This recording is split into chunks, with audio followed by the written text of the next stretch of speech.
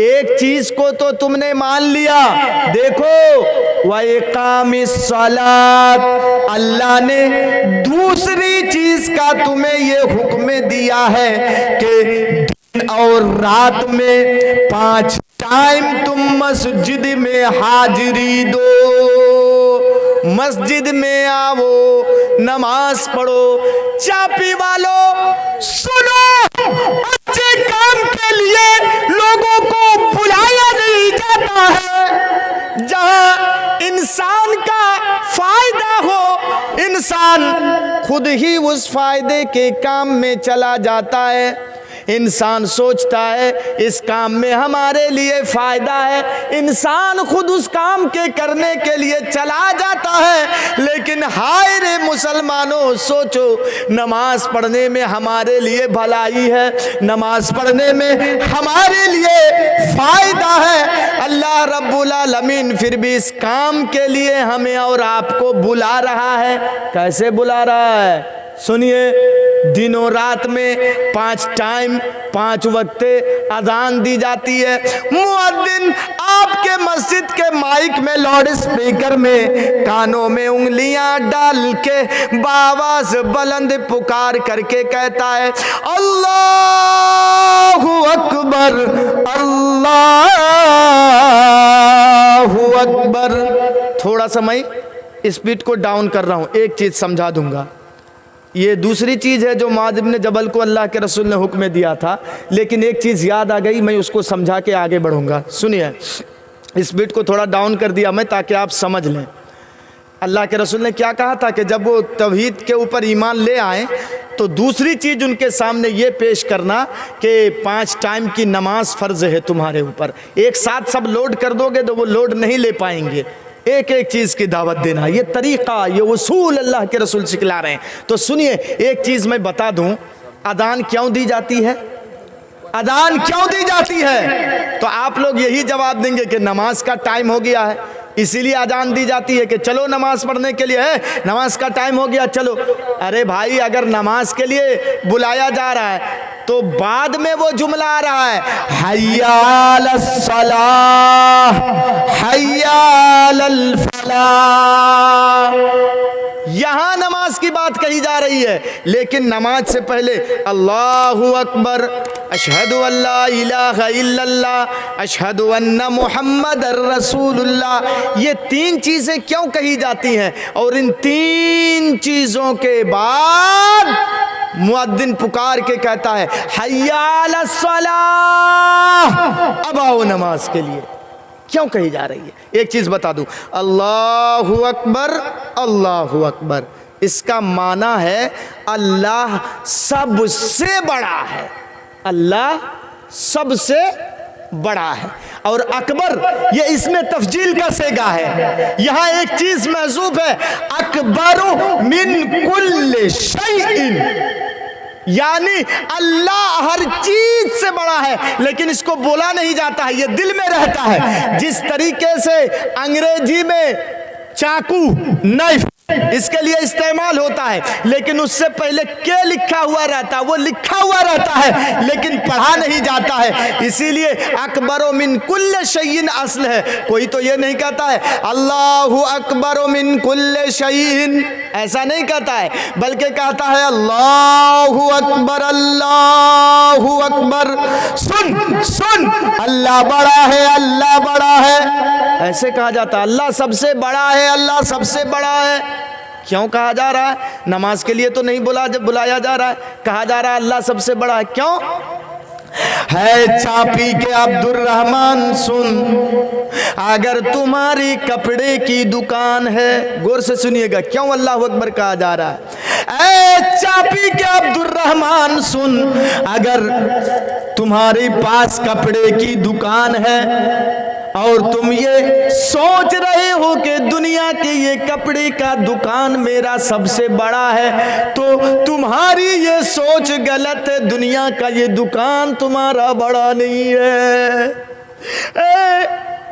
कारोबार करने वालों, अगर तुम सोच रहे हो कि दुनिया का ये कारोबार हमारा सबसे बड़ा है, तो सुन लो मुअज्जिन कहता है दुनिया का ये कारोबार बड़ा नहीं है, अल्लाहु अकबर, अल्लाह सबसे बड़ा है, अल्लाह सबसे बड़ा है। हाँ, जमीन में खेत में काम करने वालों, जमीन में हल जोत करके मकई के दाने को बोने वालों, गेहूं के दाने बोने वालों, धान के दाने बोने वालों, सरसों के दाने बोने वालों, आलू बोने वालों, प्याज बोने वालों, लहसुन बोने वालों, अगर तुम ये सोचते हो कि हमारी भलाई इसी में है, ये कारोबार, ये बिजनेस, ये खेती बाड़ी करना ही बड़ा काम है, तो सुनो तुम्हारी ये सोच गलत है। खेती बाड़ी करना ये बड़ा काम नहीं है, बल्कि मुअज्जिन कहता है अल्लाहु अकबर, अल्लाहु अकबर, अल्लाह सबसे बड़ा है, अल्लाह सबसे बड़ा है। ऐ कपड़े की दुकान वाला सुन, तेरा ये दुकान छोटा है। ऐ चप्पल की दुकान वाले सुन, ये तेरा दुकान भी छोटा है।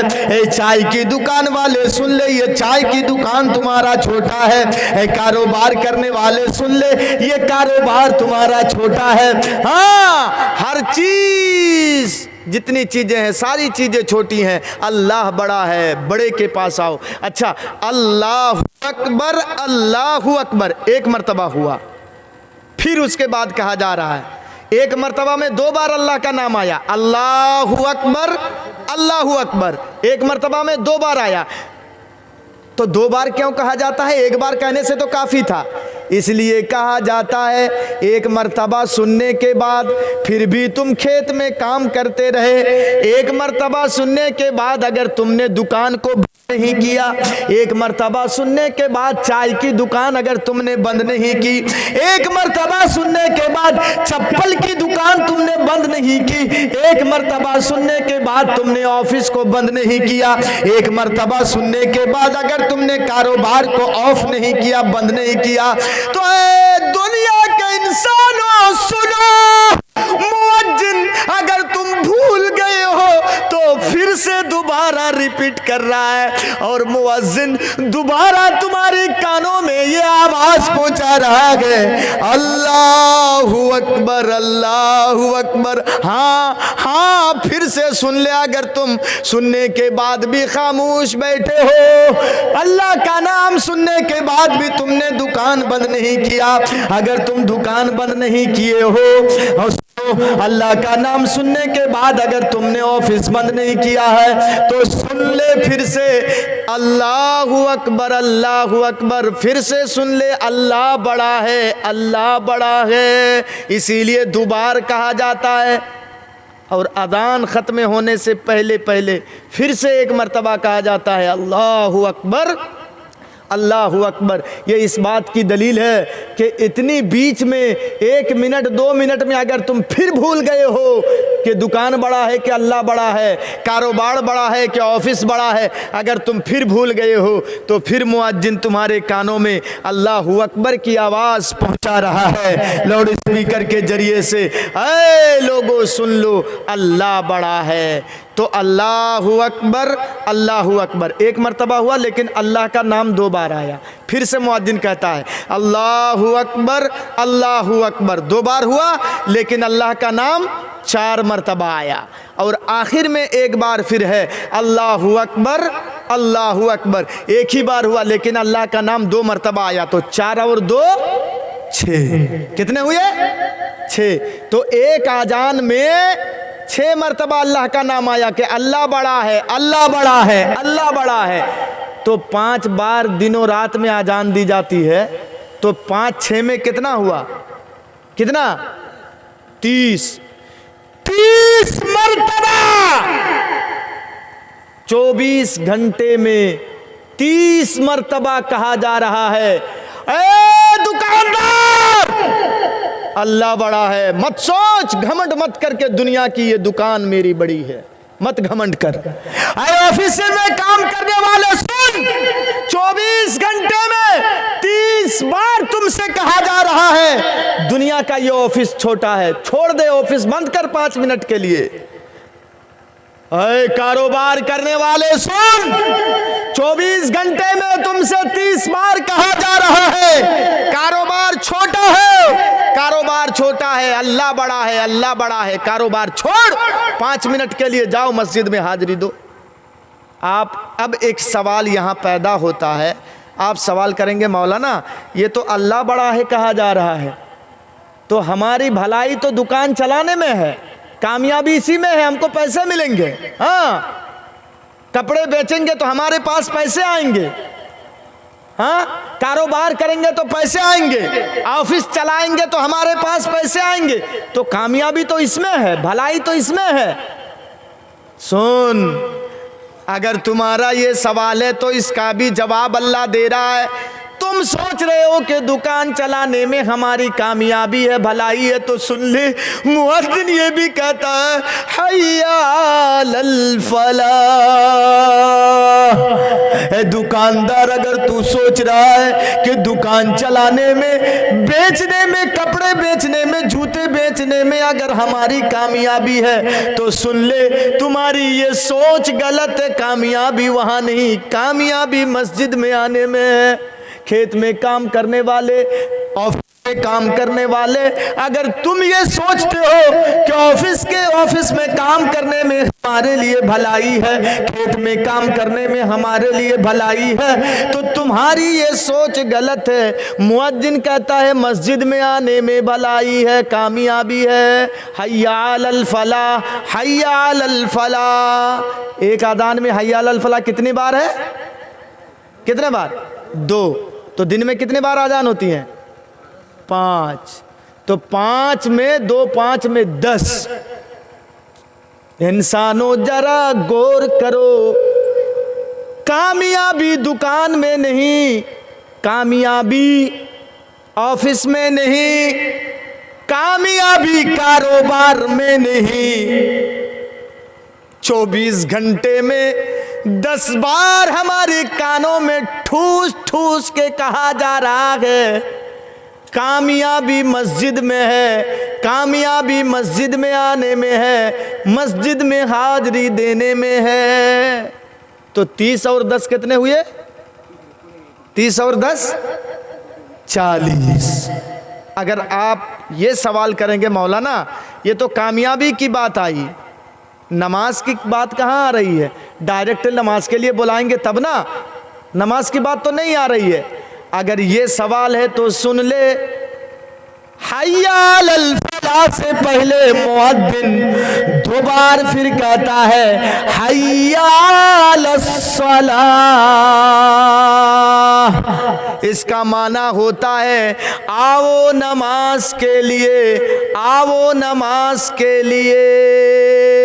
अगर आप ये सवाल कर रहे हैं कि नमाज के लिए कहाँ बुलाया जा रहा है, नमाज के लिए कहाँ बुलाया जा रहा है, तो सुनो, मुअज्जिन कहता है हय्या अलस सलाह, हय्या अलस सलाह, नमाज के लिए आओ, नमाज के लिए आओ। हाँ, तो एक अजान में 2 मरतबा हय्या अलस सलाह, तो 5 अजान में 10 मरतबा नमाज के लिए आओ। अब हिसाब कीजिए, 24 घंटे में 10 बार कहा जा रहा है नमाज के लिए आओ। हाँ, अब हिसाब लगाइए, 24 घंटे में 10 बार कहा जा रहा है मस्जिद में आने में कामयाबी है, भलाई है। 20 हुए। 24 घंटे में 30 बार कहा जा रहा है अल्लाह बड़ा है, अल्लाह बड़ा है, तो 30 और उधर 20, 50।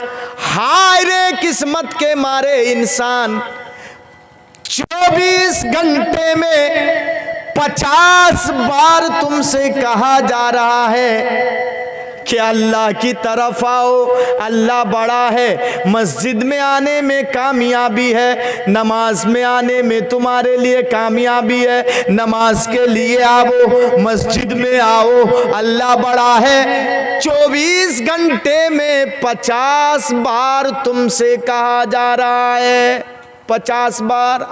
सुनने के बावजूद भी हमारी भलाई है उसमें, मस्जिद में जाने में हमारी भलाई है।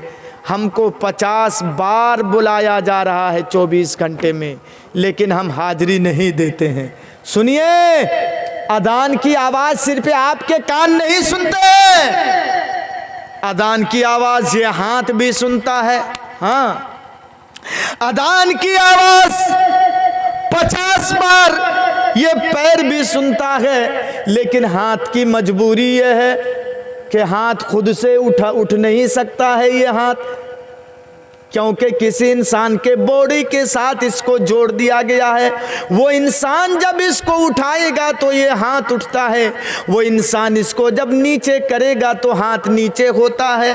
पैर की खुद अपनी ताकत नहीं है, ये पैर खुद से उठ नहीं सकता है, पैर खुद से चल नहीं सकता है, इसलिए कि ये किसी इंसान के बॉडी के साथ जोड़ दिया गया है। वो इंसान जब इस पैर को उठाएगा तभी ये उठेगा, इस पैर को इंसान आगे बढ़ाएगा तब पैर आगे बढ़ेगा।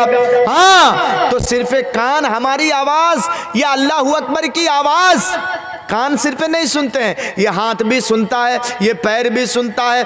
अब सुन लीजिए चाबी के मेरे भाइयों, अब सुन लीजिए 50 बार 24 घंटे में कामयाबी नमाज और अल्लाह बड़ा है। ये जो 50 बार कान भी सुनता है, हाथ भी सुनता है, पैर भी सुन रहा है, फिर भी हम मस्जिद में हाजिरी नहीं दे रहे। उठाओ कुरान की आयत, सूरे यासीन की आयत, सूरे यासीन की आयत उठाइए, कुरान के अंदर है अल-यौमा नख्तिमु अला अफ़वाहिहिम व तुकल्लिमुना अयदीहिम व तशहदु अर्जुलुहुम बिमा कानू यक्सिबून।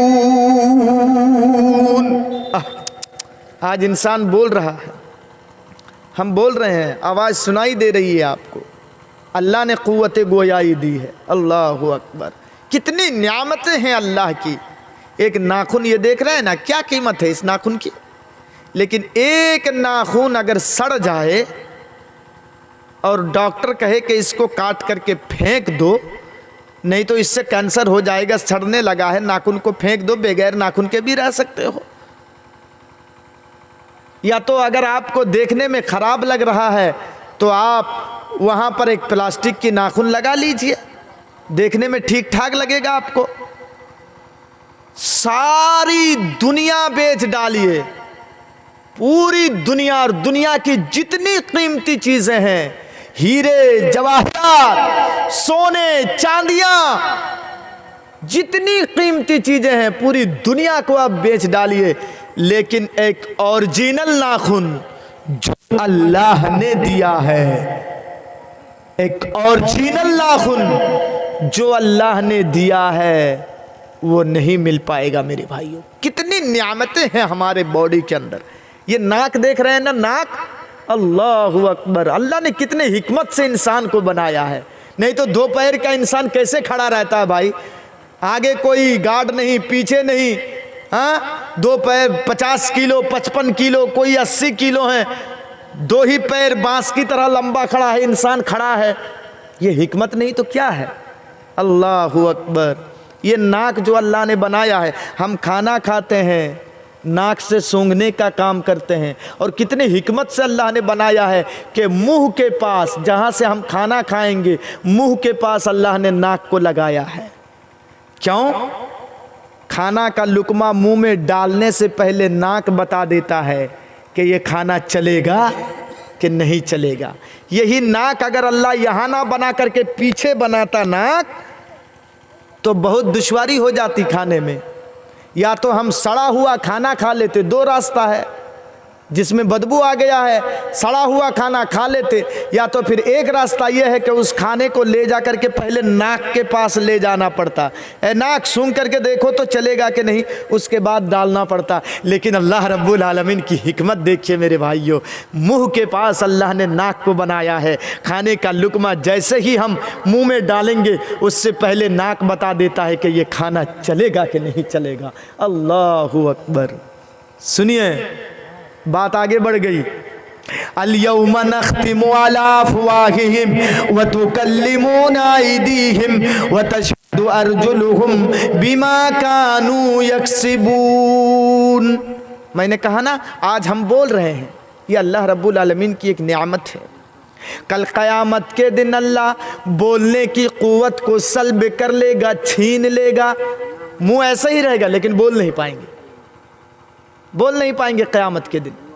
वतुकल्लिमुना अयदीहिम, आहा, बेजुबान हाथ कल क़यामत के दिन बात करेंगे, ये हाथ अल्लाह के सामने। व तशहदु अर्जुलुहुम, हमारे पैर अल्लाह के सामने गवाही देंगे। अय अल्लाह, मैं सैफुल इस्लाम के बॉडी में लगा हुआ था, अदान सुनने के बाद भी ये मुझको मस्जिद नहीं ले जाता था। यह हाथ कहेगा, अल्लाह मैं सैफुल इस्लाम के बॉडी में लगा हुआ था, अदान सुनने के बाद भी ये मस्जिद नहीं ले जाता था। अय अल्लाह तू इनको सजा दे। फिर अल्लाह कुव्वते गोयाई को लौटा देगा, फिर इसका मतलब बोल पाएंगे। तब इंसान कहेगा, हे हाथ है, अरे तुझी को जहन्नम की आग से बचाने के लिए मैंने बहानाबाजी किया तो तुमने सही बात अल्लाह को बता दिया। पैर से कहेगा, पैर, अरे तू भी जलेगा, मैं अकेले जलूंगा जहन्नम में, तू भी तो जलेगा। अरे तुझको बचाने के लिए मैं टाल बहाना किया अल्लाह के पास, फिर भी तुमने बता दिया। आहा, जब हाथ गवाही देंगे, पैर गवाही देंगे, मेरे भाइयों उस वक्त हमारा ठिकाना कहाँ होगा ये हम फैसला कर लें, आप फैसला कर लें। अदान सुनने के बाद ये जो फ़लसफ़ा बताया, बहुत गौर से ख्याल रखिएगा आप, ध्यान से इसको, कि नमाज की बात तो बाद में आ रही है, पहले अल्लाह अकबर कहा जा रहा है। इसका मतलब दुनिया की सारी चीज़ें छोटी हैं, अल्लाह रब्बुल आलमीन बड़ा है, और जो बड़ा है उसके पास अब जाइए। जानते हैं नमाज एक ऐसी इबादत है कि और जो दूसरी इबादतें हैं उसको छोड़ने से गुनाह तो बताया है, और जितनी इबादतें हैं उसको छोड़ने से गुनाह तो बताया गया है, लेकिन कुफ्र और शिर्क नहीं बताया है। लेकिन नमाज एक ऐसी चीज़ है कि इसके छोड़ने से कुफ्र और शिर्क दोनों बताया गया है। और नबी अकरम जनाब मुहम्मदुर रसूलुल्लाह सल्लल्लाहु ताला अलैहि वसल्लम ने तो साफ क्लियर कर दिया है, बैनल अब्द व बैनल कुफ्र तर्कुस सलात, बंदे के दरमियान और कुफ्र के दरमियान फर्क करने वाली अगर कोई चीज़ है तो वो नमाज है। नमाज, नमाज पढ़ रहा है मोमिन है, नमाज नहीं पढ़ता है वो कुफ्र और शिर्क की कैटेगरी में चला गया, वो जो नमाज छोड़ देता है। अल्लाहु अकबर। नबी अकरम जनाब मुहम्मदुर रसूलुल्लाह सल्लल्लाहु ताला अलैहि वसल्लम की प्यारी बीवी अम्मा आयशा बयान करती हैं, अल्लाह के रसूल मुझसे बात करते, प्यारो मोहब्बत की, एक साथ दोनों बैठे हुए रहते, दोनों एक साथ बैठे हुए रहते। अल्लाह के रसूल मुझसे हंसी मजाक करते, मैं अल्लाह के रसूल से हंसी मजाक करती। अल्लाह के रसूल मुझे प्यार करते, मैं अल्लाह के रसूल को प्यार करती। अल्लाह के रसूल मुझे हंसाते, मैं अल्लाह के रसूल को हंसाती। देखिए मियाँ बीवी ऐसे रहते हैं। अरे सीखिए कैसे अल्लाह के रसूल रहे हैं। हाँ, नबी ने जो पहली शादी की हजरत खदीजा रदी अल्लाह ताला अन्हा से, खदीजा की उम्र थी 40 साल, नबी अकरम की उम्र थी 25 साल। अल्लाह के रसूल ये सबक सिखा करके गए हैं कि ऐ दुनिया के लोगों, मेरे उम्मतियों सुनो, अगर तुम्हारी बीवी उम्र में तुमसे बड़ी है तो बड़ी बीवी के साथ कैसे रहा जाता है ये तुम मुझसे सीखो। अल्लाह के रसूल खदीजा से शादी किए, खदीजा की उम्र बिल्कुल छोटी थी, वो 6 साल की उम्र में शादी हुई थी। रुखसती के मौके पर 9 साल की उम्र थी। उस वक्त अल्लाह के रसूल की उम्र 55-56 साल की अल्लाह के रसूल की उम्र थी। अल्लाह के रसूल ने यह शादी करके उम्मत को सबक सिखलाया कि ऐ लोगों, अगर तुम्हारी बीवी उम्र में तुमसे छोटी है और तुम उम्र में बड़े हो तो तुम छोटी बीवी के साथ कैसे रहोगे ये मुझसे सीख लो। छोटी बीवी के साथ तुम कैसे रहोगे। अम्मा आयशा फरमाती हैं, नबी मुझसे मजाक करते, हंसी करते, नबी मुझको हंसाते, मैं नबी को हंसाती, नबी मुझको प्यार देते, मैं नबी को प्यार देती। इतने में मस्जिद से अजान की आवाज आती, अल्लाहु अकबर अल्लाहु अकबर। नबी मुझको हटा देते हाथों से, पीछे हट जाओ। अल्लाह के रसूल मेरे तरफ देखते भी नहीं, ऐसे चेहरा भी नहीं घुमाते, पीछे हटा देते मुझको। अल्लाह के रसूल लोटा उठाते, पानी का बर्तन उठाते, वजू बनाते, और वजू बनाने के बाद मेरी तरफ उतना तवज्जो भी नहीं देते, और अल्लाह के रसूल सीधे मस्जिद में चले जाते। अजान सुनने के बाद ऐसा लगता कि अभी जो 5 मिनट पहले मुझसे हंसी मजाक करते अभी जो 5 मिनट पहले मुझको हंसाते, मैं उनको हंसाती। इतना मजाक करने के बावजूद भी, हंसी मजाक करने के बावजूद भी, प्यारो मोहब्बत की बात करने के बावजूद भी, अजान सुनने के बाद नबी का चेहरा ऐसा हो जाता मेरे भाइयों, जैसे नबी मुझको पहचानते ही नहीं है कि मैं कौन हूं, नबी की बीवी हूं कि नहीं, मैं कौन हूं, कहां से आई हूं। ऐसा लगता कि नबी मुझको पहचान ही नहीं रहे। नबी की ये हालत थी अजान सुनने के बाद, नबी की ये हालत थी अजान सुनने के बाद। चलिए बात बहुत आगे बढ़ गई, अब आइए जो असल मौजू है मेरा। बातों बातों में जब बात निकल जाती है तो बात आगे बढ़ती रहती है। तो जब यमन की तरफ जब यमन की तरफ मुआद इब्ने जबल रज़ियल्लाहु ताला अन्हु को अल्लाह के रसूल ने भेजा, और जब पहले पूछा अल्लाह के रसूल ने कैसे दावत दोगे, तो हजरत मुआद इब्ने जबल ने कहा कि इस्लाम की जो 5 बुनियादी चीज़ें हैं, इन 5 बुनियादी चीज़ों को हम उनके सामने पेश करेंगे, उनके सामने हम 5 बुनियादी चीज़ों को पेश करेंगे। अल्लाह के रसूल ने कहा लोड पड़ जाएगा, नहीं मानेंगे। सुनो, तरीका ये है, पहले तौहीद की दावत देना, अगर मान ले तो फिर उनसे कहना कि दिनों रात में 5 टाइम की नमाज तुम्हारे ऊपर फर्ज है, ये बताना। दूसरे नंबर पे अगर इस बात को भी वो तस्लीम कर ले, मान ले, तो फिर उनसे कहना कि रमज़ान के 1 महीने के रोज़े तुम्हारे ऊपर फर्ज हैं। अगर ये भी मान ले तो फिर उसके बाद तुम उनसे कहना कि अल्लाह ने तुम्हारे ऊपर ज़कात फ़र्ज किया है। जब तुम्हारा माल निसाब को पहुंच जाए तो मालदारों से लेकर के गरीबों में तकसीम किया जाएगा, मदरसों में दिया जाएगा, गरीबों में बांटा जाएगा, तुम्हारे ऊपर ज़कात भी फ़र्ज है। ये भी अगर मान लें तो उनसे कहना कि अल्लाह ने अगर ज़्यादा रुपया पैसा दिया है, बैतुल्लाह तक जाने की ताकत अगर है, तो तुम कम से कम ज़िंदगी में 1 मरतबा हज भी किया करो। 1 मरतबा, एक चीज एकदम बिल्कुल सीरियल तरीके से, एक चीज के बाद दूसरी चीज, दूसरी चीज के बाद तीसरी चीज, तीसरी चीज के बाद चौथी चीज, ऐसे करते करते तुम नबी को, ये यमन वालों को दावत देना। तब तुम्हारी दावत पर वो लब्बैक कहेंगे। चमत्कारी दिखाने से इस्लाम नहीं फैला है, मौजज़े देख करके इस्लाम नहीं फैला है, वरना जानते हैं नबी के कितने मौजज़े हैं, इन मौजज़ों को देखने के बाद भी इस्लाम नहीं फैला। सहाबा प्यासे हैं, प्यास से तड़प रहे हैं सहाबा किराम, पानी नहीं। अल्लाह के रसूल मौजज़ा दिखाते हैं, रसूल के उंगलियों के पोर से पानी निकलता है, सहाबा पीते हैं। ये देखने के बावजूद भी कुफ्फार ईमान नहीं लाए हैं, ये देखने के बावजूद भी कुफ्फार ईमान नहीं लाए हैं। मौजज़े से इस्लाम नहीं फैला है। हाँ, मौजज़ा से इस्लाम नहीं फैला है। अबू जहल कंकरी उठा करके मुट्ठी में कहता है नबी से, ऐ नबी अगर तू ये बता दे कि मेरे हाथ में क्या है तो मैं इस्लाम ले आऊंगा, बता दे मेरे हाथ में, तू तो दावा करता है कि तू नबी है। अल्लाह के रसूल ने कहा, अबू जहल तेरे मुट्ठी को अपने कान में लगा, तेरे हाथ में जो है वो मेरे नबी होने की गवाही देंगे। देखो अबू जहल ने अपने मुट्ठी को कान पे लगाया तो उनके हाथ में पत्थर की छोटी छोटी कंकरियां थीं, उन कंकरियों से आवाज़ आ रही है, अशहदु अल्ला इलाहा इल्लल्लाह व अशहदु अन्ना मुहम्मदर रसूलुल्लाह। ये सुनने के बाद भी तो वो ईमान नहीं लाया। हाँ, ये सुनने के बाद भी कौन कहता है मौजज़े से इस्लाम फैला है? हाँ, हजारों की भीड़ है, मजमा है। नबी से कहा जा रहा है चांद के 2 टुकड़े कर दो। अल्लाह के रसूल उंगली के इशारे से, अल्लाह के हुक्म से चांद को 2 टुकड़े किए। लोग देख रहे हैं फिर भी ईमान नहीं लाए। कौन कहता है मोजेज़े को देख करके ईमान लाए हैं लोग।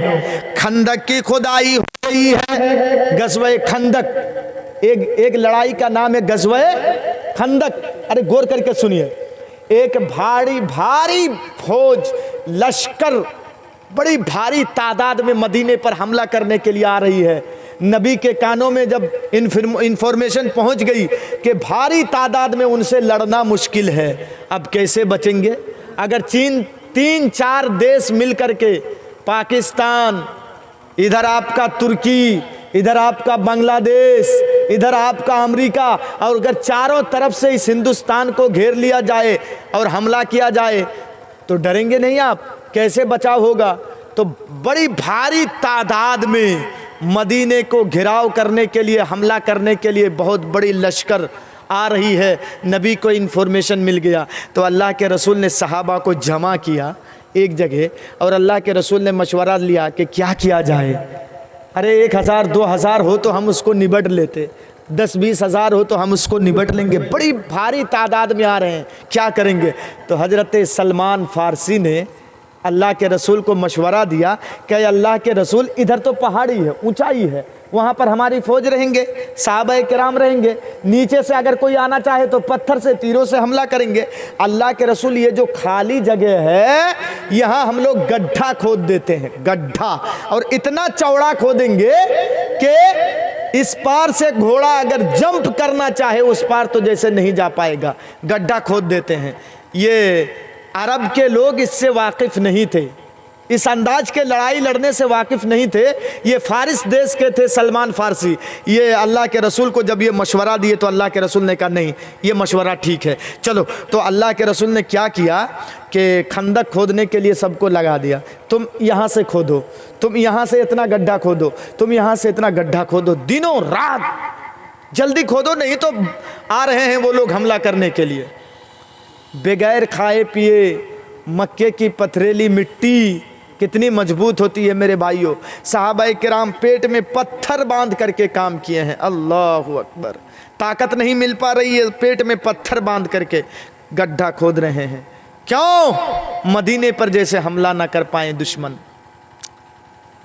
अल्लाह के रसूल को भी भूख लगी थी। एक सहाबी ने देखा दिखाया, अल्लाह के रसूल अब हमसे काम नहीं हो पा रहा है। कहा क्यों? कहा देखिए ना, पेट में मैं पत्थर बांध के रखा हूँ, भूख बर्दाश्त नहीं हो रही है। अल्लाह के रसूल, कुछ खाने का इंतज़ाम किया जाए। अल्लाह के रसूल ने अपना पेट उठा करके दिखाया, तुम एक पत्थर की बात करते हो, देखो मेरे पेट में 2-2 पत्थर हैं, मेरे पेट में 2-2 पत्थर हैं, तुम एक पत्थर की बात करते हो। इतने में मेरे भाइयों, इतने में सुन लीजिए, इतने में एक सहाबी को जिनका नाम है अब्दुल्ला इब्ने जाबिर, इनको खबर मिल गई कि नबी ने कई दिनों से कुछ खाया नहीं खाए पिए हैं बेचारे। तो अपनी बीवी से कहा कि ये बकरी का छोटा सा बच्चा है, इसको हम ज़िबा कर देते हैं, थोड़ा सा आटा है, हम रोटियां बनाते हैं। ये देखिए, मौजज़े से इस्लाम नहीं फैला है, ये दिखाना चाहता हूँ मैं।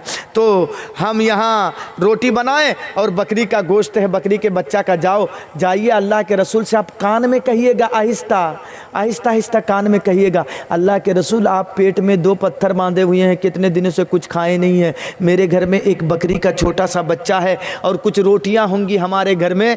अय अल्लाह के रसूल, आप अपने साथ 2-4 सहाबी को, बस इतना ही, 5-6 आदमी का खाना होगा, तो आप 4-5 आदमी को लेकर के चले आइए। तो वो हज़रत अब्दुल्ला इब्ने जाबिर आए और आकर के अल्लाह के रसूल के कान में कहा कि अल्लाह के रसूल ऐसी बात है, हमने गोश्त और रोटी का इंतज़ाम किया है, लेकिन बस खाना इतना है कि 5 से 6 आदमी खा सकते हैं, तो आप और 4-5 आदमी को आप अपने साथ ले लीजिएगा अल्लाह के रसूल। अल्लाह के रसूल ने कहा ठीक है। बस रे, इतना कहना था, 4-5 आदमियों की अल्लाह के रसूल ने 300 आदमी थे, कितने? गड्ढा खोदने वाले 300 आदमी, सबके सामने अल्लाह के रसूल ने ऐलान कर दिया कि अरे चलो, दावत मिली है खाने की, चलो हम जाते हैं। अरे ये खामोश हो गए। अरे गलत सुन लिए ना क्या अल्लाह के रसूल? मैंने कहा 5 से 6 आदमियों का खाना होगा और अल्लाह के रसूल 300 की इनवाइट कर दिए। अल्लाह के रसूल से कहा, अल्लाह के रसूल 5-6 आदमी बोला था, ये 300 आदमी। अल्लाह के रसूल ने कहा घबराओ नहीं, जाओ जाओ, अभी चूल्हे में ही रखना गोश्त और रोटियों को सेकता जाना, पड़ोस की एक औरत को बुला लेना, जब तक मैं नहीं जा रहा हूँ कुछ नहीं करना। ये घर में आए, आकर के कहने लगे कि आ रहे हैं अल्लाह के रसूल। बीवी पूछ रही है आ रहे हैं? बोले क्या बताऊँ, नबी से मैंने छुप के कहा कान में कि 5 से 6 आदमी आप लोग आएंगे और अल्लाह के रसूल ने 300 सहाबाए किराम सबको बुला के ला रहे हैं अल्लाह के रसूल। बीवी ने कहा तुमने कोई गलत किया है, रोटी तो हमको बनानी पड़ेगी, हाँ गोश्त तो हमको बनानी पड़ेगी। बस इतना सा गोश्त है, बकरी का बच्चा कितना बड़ा होता है, इतना सा गोश्त है और कुछ रोटियां हैं और 300 आदमी। हाय रे, अब क्या करें हम, ये तो बेइज्जत हो जाएंगे। कहा नबी ने ऐसा कहा तो मैं क्या करूं? अब चलिए, नबी ने जैसे कहा वैसे करो, पड़ोस की एक औरत को बुलाओ और चूल्हे से मत उतारो। अल्लाह के रसूल पहुंचे और कहने लगे रोटियां सेकते जाओ, उठा करके देखना नहीं, हांडी से चम्मच से गोश्त उठाते जाओ, देखना नहीं। मेरे भाइयों, नबी का ये मौजिज़ा था कि एक छोटा सा बकरी का बच्चा कुछ रोटियां लेके खिलाने वाले रोटियां निकालते जा रहे हैं, हांडी से गोश्त चम्मच से निकालते जा रहे हैं। 5-6 आदमियों का खाना 300 आदमी खा लिए। 300 आदमियों का पेट भर गया, फिर भी खाना खत्म नहीं हुआ। ये मौजिज़ा था मेरे नबी का, लेकिन इन मौजिज़ों को देखने के बाद भी कुफार ने ईमान नहीं लाया। इन मौजिज़ों को देखने के बाद भी कुफार ईमान नहीं लाए। कौन कहता है मौजिज़ों से इस्लाम फैला है? इसीलिए अल्लाह ने कहा उदउ इला सबील रब्बिका बिल हिकमति वल मौइदतिल हसना, हिकमत के साथ, अच्छे उस्लूब के साथ, नरम लहजे के साथ तुम उनको दावत व तबलीग करो, बुलाओ अपने पास। हाँ, तो जिस तरीके से, एक चीज समझा दूं, जिस तरीके से हिकमत के साथ लोगों को बुलाने का हुक्म है, इसका एक उल्टा तरीका ये भी समझ लीजिए कि बुराइयों को हिकमत के साथ बंद करें। एक ही दफा कहेंगे कि बंद करो, बंद, ये इस्लाम के खिलाफ है, नहीं बंद होगा। कुरान और हदीस पढ़ते हैं, बाराती का कोई हुक्म है कि लड़की वाले के घर जाकर के 200, 300, 400 आदमी जाकर के खाना खाएंगे? है? कहीं नहीं है। लेकिन मेरे भाइयों, अगर एक मर्तबा ब्रिक लगाएंगे क्या बात, ये तरीका नहीं है, नहीं रोक पाएंगे। हिकमत के साथ उसको रोकिए, हिकमत के साथ समझाइए। कम करते करते जिस तरीके से हिकमत के साथ दावत देने के लिए अल्लाह के रसूल ने कहा है, उसी तरीके से आप उस बुराई को हिकमत के साथ रोकिए। इन बुराई को देखिए अल्लाह के रसूल ने कैसे बुराई को हिकमत के साथ रोका है। सुनन बैहक़ी की हदीस देखिए मेरे भाइयों, एक शख्स अल्लाह के रसूल के पास आया, आकर के कहता है अल्लाह के रसूल मस्जिद में बैठे हुए हैं, तो अल्लाह के रसूल से आकर के कहा, अल्लाह के रसूल मुझे ज़िना की इजाज़त चाहिए, मैं ज़िना करूँगा। ये देखिए कैसे आदमी थे उस ज़माने के यार। हाँ, और उस कौम को समझाने के लिए नबी को भेजा गया था। डायरेक्ट आकर के नबी से कह रहा है जिना की इजाजत चाहिए, मैं जिना करूंगा। साहबाई कराम बैठे हुए थे बगल में, साहबाई कराम कहने लगे है क्या सवाल कर दिया है, दिमाग उमाग है कि नहीं है, क्या पूछ रहे हो? सहाबा जमीन फट जाए, धस जाए जमीन में शर्म के मारे, वो जिना की इजाजत वो भी नबी से मांग रहा है। देखिए एक चीज सोचे हैं, दुनिया में सबसे गंदा काम गुनाह का जिना, और दुनिया में सबसे पाक हस्ती मुहम्मदुर रसूलुल्लाह की। यूँ तो गुनाह में सबसे बड़ा गुनाह है शिर्क, लेकिन काम के एतबार से गंदा काम जिना है, और सबसे पाक हस्ती है जनाब मुहम्मदुर रसूलुल्लाह सल्लल्लाहु ताला अलैहि वसल्लम की। सब गंदे काम की इजाज़त सबसे अच्छे आदमी से वो मांग रहा है। तो सहाबा तो गुस्सा हो रहे हैं, लेकिन अल्लाह के रसूल हिकमत से, देखिए कैसे हिकमत से अल्लाह के रसूल काम लिए हैं, हिकमत से कैसे। अल्लाह के रसूल ने कहा रुक रुक रुक, उसको मारना नहीं, इधर आओ, इधर आओ, मेरे पास बैठो। ये हिकमत देखिए अल्लाह के रसूल किस तरीके से हिकमत से काम ले रहे हैं। 1:30 बज गया, वो मौलाना आए हैं कि नहीं, वो भी कुछ बोलेंगे, हाँ उनको भी इन्फॉर्मेशन कीजिए कि लेते आए, वो भी कुछ सुनाएंगे आकर के। तो सुनिए मेरे भाइयों, तो अल्लाह के रसूल ने उसको करीब में बुलाया, वो आ गया करीब में। आने के बाद अल्लाह के रसूल ने कहा क्या चाहते हो? कहा अल्लाह के रसूल मैं जिना करना चाहता हूँ, जिना की इजाज़त मुझे दे दीजिए, वो मेरा सेटिंग है मेरे पास, मैं जाऊँगा जिना करूँगा, इजाज़त दे दीजिए बस। अल्लाह के रसूल ने कहा जिस लड़की के साथ, समझाने का तरीक़ा देखिए, अल्लाह के रसूल ने कहा जिस लड़की के साथ तुम ये काम करोगे, क्या इस काम को अपनी माँ के साथ तुम करना पसंद करते हो?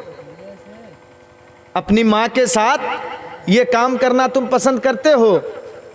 तो उसने कहा अल्लाह के रसूल कौन इतना गैरतमंद होगा, हाँ ये काम अपनी माँ के साथ कौन करेगा? नहीं नहीं नहीं, कोई पसंद नहीं करेगा। कहा अच्छा माँ के साथ पसंद नहीं करेगा, तो अच्छा छोड़ो, माँ की बात छोड़ो, ये काम अपनी बहन के साथ तुम करना पसंद करते हो, जो काम तुम उसके साथ करोगे? कहने लगा अल्लाह के रसूल कैसी बात कर रहे हैं, कौन ऐसा बेवकूफ़ होगा जो अपनी बहन के साथ ये काम करेगा? अल्लाह के रसूल ने कहा बेटी के साथ? कहा अल्लाह के रसूल उनसे भी तो नहीं किया जाएगा ये काम। कहा खाला के साथ? कहा अल्लाह के रसूल नहीं किया जाएगा। अब अल्लाह के रसूल उसको समझा रहे हैं, है सुनो, तुम जिस लड़की के साथ ये काम करना चाहते हो वो भी तो किसी की माँ होगी, उसका दिल कैसे गवारा करेगा? वो भी तो किसी की बेटी होगी, वो भी तो किसी की बहन होगी, वो भी तो किसी की खाला होगी। जब तुम ये पसंद नहीं करते हो कि मेरी माँ के साथ कोई जिना करे, जब तुम ये पसंद नहीं करते हो कि तुम अपनी माँ के साथ या कोई दूसरा तेरी माँ के साथ जिना करे, जब तुम ये पसंद नहीं करते हो कि तेरी बहन के साथ कोई दूसरा जिना करे, जब तुम ये पसंद नहीं करते हो तेरी बेटी के साथ कोई दूसरा जिना ना करे, तो सुनो सुनो, उसका भी कोई भाई होगा तो उसका भाई कैसे ये पसंद करेगा कि मेरी बहन के साथ कोई दूसरा जिना करे? उसको जब इस अंदाज में, इस टेक्निकल में अल्लाह के रसूल ने समझाया तो उसने कहा अल्लाह के रसूल अब मेरी आंखें खुल गई हैं, अल्लाह के रसूल लीजिए मेरे सर पे हाथ फेर दीजिए और मेरे लिए दुआ कर दीजिए कि गुनाह के काम में जैसे मेरा दिल आगे ना बढ़े। अल्लाह के रसूल उनके सर पे हाथ फैलाए और दुआ कर दिया अल्लाह के रसूल उनके लिए। तो वो कहते हैं कि नबी की इस दुआ के बाद से मेरी कोई गलत नज़र किसी औरत पर नहीं पड़ी। मेरे भाइयों, किस अंदाज में नबी ने समझाया, किस स्टाइल में नबी ने समझाया, हिकमत के साथ बुराई को रोका अल्लाह के रसूल ने। और एक हदीस दिखा दूं, एक हदीस और दिखा दूं, अल्लाह के रसूल सहाबाए किराम कैसे हिकमत से काम ले रहे हैं, अल्लाह के रसूल बुराई को कैसे हिकमत के साथ बंद कर रहे हैं। देखिए अल्लाह के रसूल मस्जिद में बैठे हुए हैं सहाबाए किराम के साथ, जैसे आप लोग बैठे हुए हैं सहाबाए किराम के साथ बैठे हुए हैं अल्लाह के रसूल, और देहाती आदमी आया, एक देहात से देहाती आदमी आया, उसको बड़ी तेजी के साथ पेशाब लग रही, पेशाब को रोका था उसने, बहुत तेज से उसको पेशाब लगी थी, आकर के मस्जिद में पेशाब कर दिया। आप सोचेंगे कोई मस्जिद में पेशाब करेगा? आजकल हम मिनारा लगाते हैं, मीनार देखते हैं, ये मस्जिद है, दूर ही से पहचान लेते हैं, फूस की लकड़ी की उस जमाने में बनती थी। वो आया और आकर के मस्जिद के अंदर पेशाब कर दिया। साहब किराम तलवार लेकर के उठे, बेवकूफ़, यहाँ हम नमाज पढ़ते हैं, मस्जिद में आकर के पेशाब कर रहा है। अल्लाह के रसूल ने कहा रुको रुको रुको रुको रुको, अरे मारो नहीं, पेशाब करने की वजह से इसकी जान ले लोगे तुम, हाँ रुको। अल्लाह के रसूल एक बार बोल दिए रुक, सब खामोश हो गए, तलवार सब अपने पास रख लिए। नहीं, नबी क्या कह रहे हैं, कहा अच्छी तरीके से उसको पेशाब करने दो। दौरान पेशाब उसको रोको नहीं, अच्छी तरीके से पेशाब करने दो। पेशाब से जब वो फारिग हो गया, पेशाब करके जब वो फारिग हो गया, तो अल्लाह के रसूल ने वही सहाबा जो अभी तलवार लेके कत्ल करने के दर पे थे, उन्हीं लोगों से अल्लाह के रसूल कह रहे हैं, सुनो जाओ पानी का एक डोल लेकर के आओ, तो एक डोल पानी लेकर के आओ और जहाँ इसने पेशाब किया है उसके जगह को साफ कर दो। मेरे भाइयों, जो अभी तलवार लेकर के उठे थे और नबी उन्हीं को ऑर्डर दे रहे हैं कि एक डोल पानी लाओ, जिसको तुम मारने जा रहे थे उसका पेशाब साफ करो, एक डोल पानी वहाँ बहाओ। बहाने के बाद अल्लाह के रसूल ने उसको पकड़ा और बैठाया और समझाया कि देखो ये मस्जिद है, यहाँ इबादत की जाती है, जब तुमको पेशाब लगे वो दूर में जाके पेशाब करना, लेटरिन की ज़रूरत पड़े वो दूर में जाके लेटरिन करना, पेशाब पाखाना यहाँ नहीं करना। ये मस्जिद है, इबादत की जगह है, यहाँ पर इबादत की जाती है, इसको गंदा मत करना। उसको समझाया अल्लाह के रसूल ने। मेरे भाइयों, जिस तरीके से दावतो तबलीग के काम को हिम्मत से करने के लिए कहा है, उसी तरीके से मेरे भाइयों मैं आपको ये मैसेज दे रहा हूं कि बुराई के कामों को भी आप हिकमत से दूर करें। एक ही दफा ब्रेक लगाएंगे तो हंगामा हो जाएगा, बुराई करने वाले ज्यादा होंगे, आपके ऊपर टूट पड़ेंगे। आहिस्ता आहिस्ता से मेरे भाइयों उनके दिल में जगह कीजिए, उनके दिल में घर बनाइए अपना, फिर उसको आहिस्ता आहिस्ता बुराई के कामों से रोकिए। मेरे भाइयों, वो 2-1:30 बजे से ऊपर का टाइम हो गया। मेरे भाइयों, मेरे बाद एक और मौलाना है, वो आएंगे, बोलेंगे। मैं यहीं से अपनी बात को ख़त्म कर रहा हूँ। आखिर में अल्लाह रब्बुल आलमीन से दुआ है कि बारे इला